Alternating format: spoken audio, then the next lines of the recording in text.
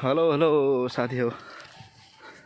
आज चाहिँ म यतातिर छु हैन। यो कुन ठाउँ हो तपाईहरुलाई पनि थाहा छ भने कमेन्ट गरिदिनु होला। यो त पोखरी पनि छ हैन, यहाँ सबै कुरो रहेछ, राम्रो रहेछ। यो कुन ठाउँ हो तपाईहरुलाई थाहा छ कि थाहा छैन हैन? थाहा छ भने कमेन्ट गरिदिनु होला। अहिले चाहिँ म यहाँतिर यसो हल्का घुम्दै छु। के रमाइलो ठाउँ रहेछ। जे होस् रमाइलो छ। हेर्नुस् रमाइलो रहेछ, राम्रो छ। कुन ठाउँ हो यो? तर अब यो क्यामेरा क्वालिटी अलिक भएन होला, न त राम्रै छ ठाउँ चाहिँ।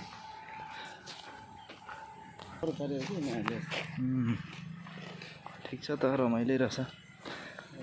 अस्ति यो बाटो हिँड्दाखेरि हेरेको यो के छ भित्र हैन। अब हतारमा कहाँबाट घुम्नु निस्किनु, हेर्नु पनि निस्किन मैले। अनि आज चाहिँ हतारै भए पनि जाउँ त भनिहाल्नु हो। निस्किउँ त भनेर फ्याट्टै यता निस्कियो। रमाइलो रहेछ। पानी अलिक कम भएछ आज हो। पानी धेरै जस रमाइलो रहेछ। पोखरी पनि रैला छ, घुमघाम निकै रमाइलो रहेछ। यता सबैजना मान्छे आउँदो रहेछ घुमघामको लागि।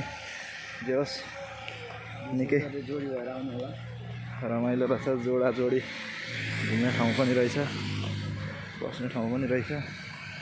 पोखरी हेर्दै निकै आनन्द लाग्यो ठाउँ चाहिँ। अब हामी त दाजुभाइ छौँ यहाँनिर, आनन्दले घुम्दैछौँ। चिया बगानहरू पनि छ यता टट्टसँगले। पानी हाँसो कि के हाँसो त्यहाँ